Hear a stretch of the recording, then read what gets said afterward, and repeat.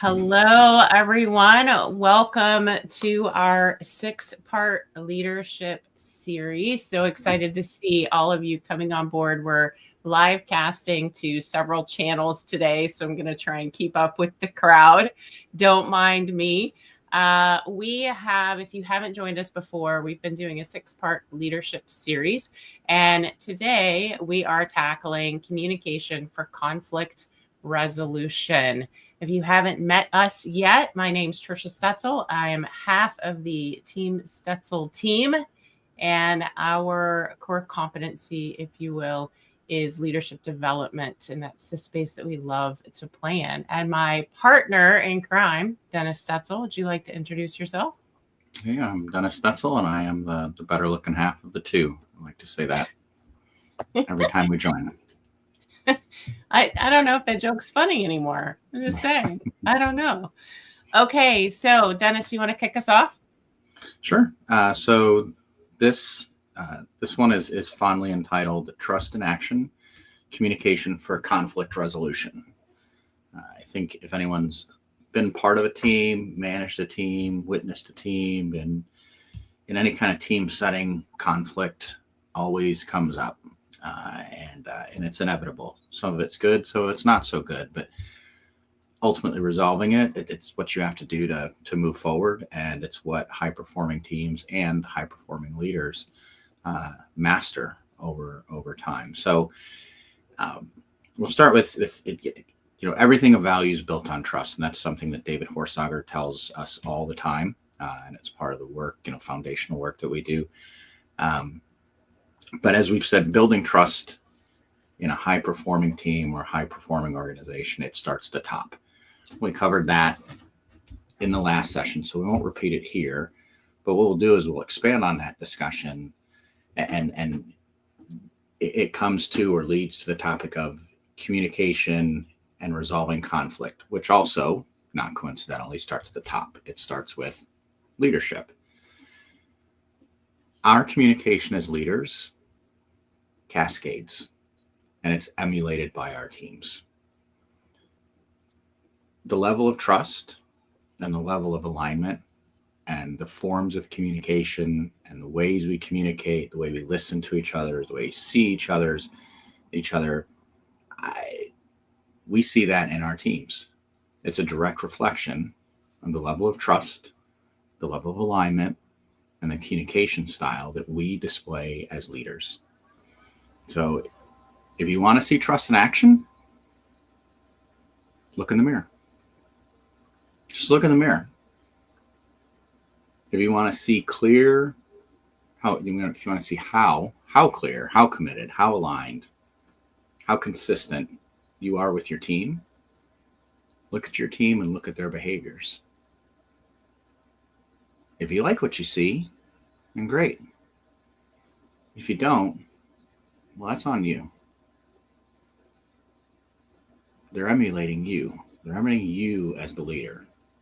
So you want to see trust in action, look in the mirror. If you're seeing poor behaviors, if you're seeing a lack of trust, if you're seeing unclear communication, it starts with you. It starts with us. It's a reflection. It's an emulation of the tone that we're setting every day, day in and day out, within our organization, within our teams, within our partners, within our circle. So let me pause there for a minute. Trisha, any reflections or add-ons to that? Yeah, I was just thinking that's some tough love there. Maybe there was no love. Maybe it was just tough. I absolutely agree with you. And the way you show up as a leader is the way people perceive you and the way they're going to act or react to what you're bringing into the workplace. And, as we move through this conflict resolution or just conflict in teams conversation, just thinking about the emotion that we bring to the office or into the workplace really matters, right?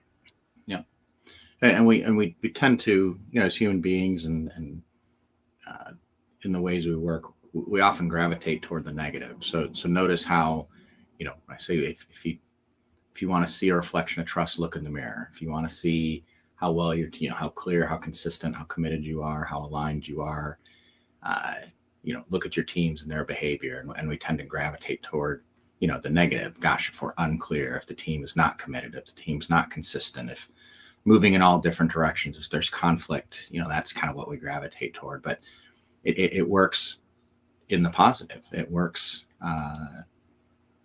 to our benefit as well. If we've got solid, strong leaders, consistent leaders, it's going to be emulated in our teams. So I want to do an exercise with the audience. We got a pretty good group. It looks like, Trisha, we've got folks. So I'm going to ask everybody to interact, and I'm going to ask a question. Describe in one word, just one word, the best leader you've ever worked with, ever worked for, or ever worked around. It's just one word. Describe that leader. Best one that you've ever worked with, worked for, or worked around. So let's see. All right. I've got, let's see, positive. That's a good one. Good. Positive. Passionate. Passionate. Yeah, that's a great one. Responsive. Energetic. That's good. Empathetic. Caring. Absent. Caring. Okay. Did you see that? Did you say absent? Absent. You caught that one. Absent. Okay. Well, that might be a sign. Might be, give us a call. Best leader has been absent. Yeah, absolutely. Engaged. That's a good one. Good listener. Well, that's 2 words, but that counts too. Okay. All right. Well, it's hyphenated, so it's okay. Okay. That's what I've been told anyway. We say creative, passionate's there again. Mm-hmm. Responsive. Good one. Nobody's repeated absent. That's good.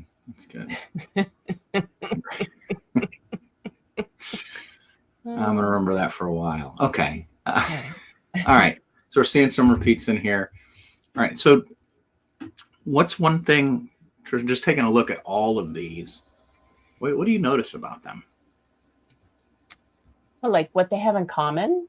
Yeah. What's the common thread? Maybe that they're mostly like a soft skill, like something we work at, right? Maybe attitude. Yeah. Maybe. Well, they're all behaviors. These are all behaviors. Yeah. So if you were to describe the best leader you ever worked for, or you describe what you want in a leader, they would be positive. They would be passionate. They'd be energetic. They'd be responsive, empathetic. They'd be engaged, creative. They'd be a good listener. They would be all those things. And those are all behaviors. Those are all behaviors. There are no skills listed here. I don't see one single skill listed here. So as a leader, we're not valued for our skills. We're valued for our behaviors. And I know you go through several exercises as part of the certification process, and the Carnegie Triangle, I think, is one of them. Trish, you want to talk about what that Carnegie Triangle is and how that kind of circles back or points back to the exercise here? Yeah, absolutely. So the Carnegie Foundation did a study on what are the attributes of a successful person. So the way Dennis is bringing this to us is through that list. So the very first thing we would do is collect a list of things that people see in successful people or good leaders. And then we would move from that list to talk about the Carnegie Triangle and the study that they did. And when they did the study, they actually found 3 areas that brought together make someone successful or someone that other people want to follow. And the 3 areas were knowledge, skills, and attitude. So as you look at each side of that triangle, knowledge, skills, and attitude, what do you guys think the scores were? You think they were even, skewed one way or another? Love to see you guys put your ideas in the chat. We won't spend too much time here. the idea here is most of us as leaders and people who hire people are hiring for, you guessed it, knowledge and skills. The interesting thing about this study, yeah, I see a lot of you guys chiming in here too. Knowledge and skills, lots more knowledge, lots more skill. The interesting thing about the study is what they found is only 15% of knowledge and skills contributed to the success of an individual. 15%, you guys. Not, maybe evenly split. If you want to call it 7.5 and 7.5, you could, but it's 15% between knowledge and skills, which leaves 85% for attitude. So Dennis, I'll turn it back over to you with that list of beautiful words that we got. And I think we kind of proved that the study they did was right. Yeah, and it's amplified by the fact that we're describing people, attitudes / behaviors. That's exclusively what we described in our leaders. So we value our leaders not for their knowledge and skills, but for their attitude or the behaviors. It's what they bring to the table every single day. That's their most important attribute. And I think one thing that we have to recognize as leaders is that once we step into that leadership position, our knowledge is essentially obsolete. It doesn't count anymore. We're not doing the work. It represents history. We're no longer putting our fingers on the keyboard. We're no longer swinging a hammer. We're no longer the person who is responsible for taking orders. Now, maybe we are in some instances, but the value that we bring to our teams is not so much that knowledge. It's that attitude and knowing and recognizing that our knowledge becomes more and more obsolete the moment we step into leadership and become leaders or play the role of a leader. The better equipped we are to communicate in a way that demonstrates those behaviors, that demonstrates that attitude. It's not necessarily about telling people how. It's more bringing that energetic, passionate, responsive, empathetic view or tone to the workplace or to the business. And that is what helps in conflict resolution, approaching situations with empathy, approaching situations with a responsive attitude, approaching situations that may be conflicting with energy, with creative ideas, being a good listener, right? All of those things. If you were to describe somebody who handled conflict resolution well, you'd probably describe them as a good listener. You'd probably describe them as passionate and positive and responsive. Not absent. That wouldn't be a good descriptor. But the rest apply, right? And for you solopreneurs out there that say, well, no, I don't have a team, and this doesn't apply to me. Well, actually, it does. I would argue that your vendors, your suppliers, your partners, your customers, we're leading them. They're part of our team. That is our team. And we want to be seen as empathetic and energetic and responsive and engaged and creative, right? These are our teams. And think about this. When we lead in our communication with knowledge or a skill as our opening line or as our persona or the way we're approaching something, we're taking away their role, the role that they play in our business. Think about that. As a solopreneur, you're relying on suppliers, you're relying on partners, you're relying on vendors, you're engaging with your customer. And so when you lead with knowledge or you lead with skill, well, now you've just removed their role in contributing to your business. You've subverted their role as a team member. Let them do their job. Let them be the expert. Lean on them to be the expert. Because you as the solopreneur or you as the leader, you should no longer be doing the work. As a team leader, I hope you're not doing the work. And if you are, you should aspire to stop doing the work. But you don't empower people by leading through knowledge and skills. You empower people through leading with your attitude, with your behaviors, by being supportive. So imagine, how does this tie into conflict resolution or leading with or conflict, resolving conflict? when you're acting as the leader and you have all these behaviors and you're not leading with knowledge, you're not leading with skills, you're leading with the right behaviors, it deadens, it takes the energy out of the room. It takes the negative energy out of the room. It puts positive energy back in, right? You're talking about being all of those positive behaviors that we just talked about. So again, your value as a leader is your behavior. It's what you bring to the workplace every single day. It's who you are and who you are being for the people around you, whether it's your direct team, your indirect team, your partners, your vendors, your customers, whoever those people are around you. It's who you are being as a leader, not what knowledge or skills you bring to the table. That makes sense? Yeah, we're getting some really good comments on this. And, based on the conversations we've had since the beginning of the year around communication that drives results and building trust for high performing teams and behavioral selling techniques, and then aligning leadership and teams leading up to this. So as great leaders, we know how to walk into the room, or should be walking into the room. There still may be conflict in the workplace or conflict within your teams. So Dennis, are we ready to go there? I think so. I think it's time to bring up to talk about a few tools, some tools. So how do I use this? This goes beyond the touchy-feely fun stuff, and give me some tools that I can use. So Trisha, if you want to pop it up, and I'll put it in presentation mode. All right. So leadership communication, how does this tie back to trust?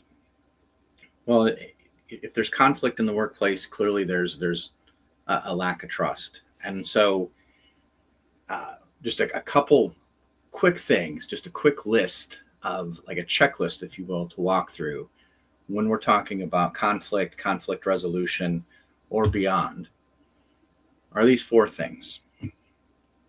Number 1 is the rule of 3. 3 things and only 3 things. Whether it's in a time of crisis, a time of conflict, or even in a time of calm, but most certainly in a time of conflict or a time of crisis, the rule of 3. There are only 3 things that we can focus on. 3 things and only 3 things. If there's 5, there's 7, there's 12, it spreads people way too thin in the mind and in the tasks. And so keep it to 3, keep it simple. The rule of 3, there are only 3 things that we can focus on at any one time, and prioritize them accordingly. The second is default to yes. Find a way to say yes. Open with and lead with a mindset that I'm going to say yes, even if the answer is no. That seems counterintuitive. It seems kind of strange. What do you mean answer yes, even if the answer is no? Well, how do you do that? Be genuinely curious. If someone comes, and understand too, defaulting to yes, there's a reason someone is asking the question. There's a reason someone is offering a proposal. There's a reason someone is making the request. And so even if you completely disagree with the question and you feel as though you have to say no, be genuinely curious and maybe open with, how does this align to our top 3 priorities? You haven't said no, but you're curious. How does this align with our top 3 priorities? Get the person to think. Don't tell them no. They may come back and you may actually learn something. You may learn something or gain some insight from the person who's actually doing the work, or the person who's actually embedded in the challenge or embedded in the conflict.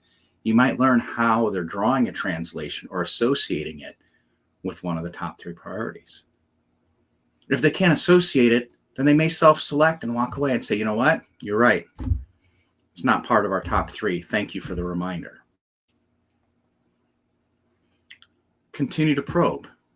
If that's not the answer, if it is aligned, then continue to be genuinely curious, with the mindset that at some point, I'm going to be able to say yes. I want to say yes. My default answer is going to say yes. I'm going to do everything I can to be curious enough to understand the question and have the question modified, the proposal modified enough that we can get to a point where I can say yes. And then how do you do that? you master the art of the question. The rule of 3, keep it simple. Enter with the mindset that you're going to default to yes. You're going to find a way to say yes. Be genuinely curious and master the art of the question. And I know the being curious and mastering the art of the question is something that you study and practice and mentor and teach on. So Trisha, I want to turn it over to you and talk a little bit about mastering the art of the question. And we could take down the slides. If that makes sense. Absolutely. Yeah, thanks. Being genuinely curious, I'd like to start there and then mastering the art of the question. Being genuinely curious, meaning have interest in the person that's sitting across from you. Go in and want to learn something new from them and really understand where they're coming from. So mastering the art of the question begins with opening up their mind by asking open-ended questions. We all, most of us, have heard open-ended, closed-ended. We want to use closed-ended sometimes, but if we really want to learn and understand about people, we need to ask those open-ended questions: who, what, when, where, why, and how. So a trick that you can use is write it down and put it, if you're having video meetings or even phone conversations, you can write it down and have it on your desk, up on your computer monitor: who, what, when, where, why, how. Don't say anything without starting with one of those words. It can be very powerful. The person who's asking the questions actually has control of the conversation. So for all you control freaks out there, it helps if you're the one asking the questions.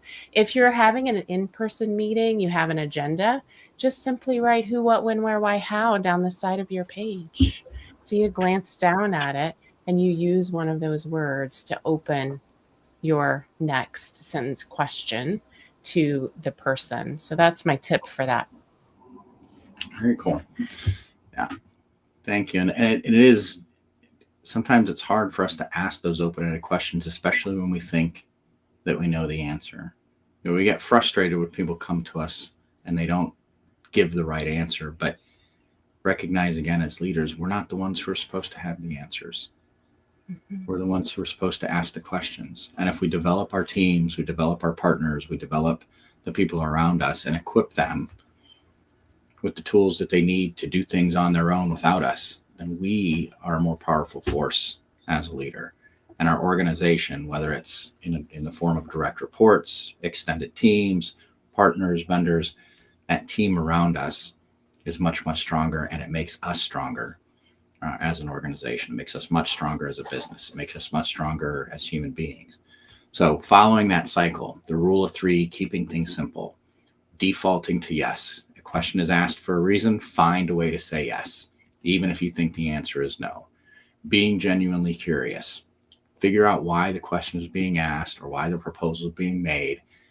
And then if you're still thinking no, re-ask, how does this align with the top 3 priorities? How is this impacting our business? Tell me more.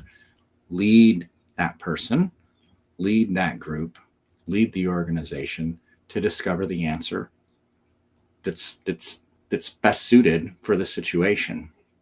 And you'll notice we haven't talked a whole lot about and used the word conflict. But this is how conflict is resolved. It's being genuinely curious. It's finding what is that 20% that might be right. You may disagree with the other 80%, but finding that 20% that you might think is right or that you might agree with, and then asking questions to clarify, asking questions to make things a little more simple, asking questions for understanding, getting people to talk more. That's how conflict is resolved. Being curious, mastering the art of that question. Because at the end of the cycle, and when you practice that cycle, you use that cycle, people emulate that cycle within the workplace. They emulate that cycle. They repeat that cycle because they see it. You've mastered that cycle. You understand how it works. Your teams will understand how it works. They will start to practice it. It'll become infectious. And in the end of that cycle, you're going to find that the tools you need to build trust, to resolve conflict, to build alignment, are right there inside the four walls of your team, inside of the four walls of your organization. And it really just boils down to those four things. Now, human dynamics are a lot different. You can never troubleshoot a person. People are fickle. People don't respond like machines. So it's always a crapshoot. It's not 100%, but I guarantee you, if you practice this regularly, your team, your organization is going to operate better, and you're going to be able to resolve conflict a lot more efficiently than without them. So I've got a couple of questions. Are you open to it, Dennis? Sure. Got a couple of questions coming in. Yep. This one's really good. So how do you balance the need for quick decision making with ensuring everyone feels heard and respected in the process? So how do you balance, the need for quick decision making while ensuring everyone feels heard and respected? That's a good question, and I think there might be a difference between quick decision making and urgent decision making. Quick decision making, things that you need to do, you can always include someone else. I don't know that unless it's something that's urgent and life threatening. The quick decision making, it might involve just calling in another person, calling in a couple more people, and making people feel included and communicated with. It doesn't take a whole lot of time to pull someone else in, and that quick decision making in absence of another stakeholder might end up being wrong in the short term. Mm-hmm. So I would say, be transparent, open, and include the other people who might be stakeholders. Do it quickly, but include others. And I would draw a line between that and something that's urgent, life-threatening, or absolutely critical. Sometimes we do just have to make a decision because a decision needs to be made, but be willing to back out of it and maybe be willing to say, you know what, in the fullness of time, that decision ended up being wrong. Nice. Okay, for the sake of time, thank you guys for submitting your questions. We're happy to answer those offline. This has been a great conversation. Just a reminder, we've got 2 more sessions this year. We have 1 more session this year, number 6, which is trust and the connection between trust and sales, which I think is going to be a ton of fun. So we'll be doing that one in December. Be on the lookout for it. In the meantime, I would love for you guys to take advantage of the leadership scorecard. So anyone who's watching live today or even the replay of our live event today, please use the QR code behind me. Look at me using technology. I'm so cool. There's a QR code behind me that you can scan and grab our leadership scorecard just to see where you're at in a few categories. Dennis, do you want to give a little bit of insight into that scorecard? I know we just had a conversation with someone a couple of days ago after they submitted their scorecard. Yeah, it's a great tool. It's insightful to the individual, but it's also insightful for us when we see them. We give you a call and talk through it, and it's essentially kind of a free consultation. You get some insight into yourself, but it's also coupled with a follow-on chat with one of us to maybe gain some greater insights and maybe offer a little advice, a little counsel, maybe some tools, some tips. I might even send you a PowerPoint. What? You might even send a PowerPoint. I know you guys that know us very well, I see a few of you on today, know that Dennis can't help himself with the slide deck. He told me that he wasn't going to have a slide deck today, and he just had to have one. One slide, at least one. It was hard, really hard. Just one slide. Oh my gosh. Thank you guys so much for joining us for our 6-part leadership series. This was number 5. Communication for conflict resolution. Check in with us in December for the Trust Sales Connection. Can't wait to see you then. Until then, have a wonderful rest of your fourth quarter. I hope that all of you are succeeding as you planned at the beginning of the year and take advantage of the leadership scorecard.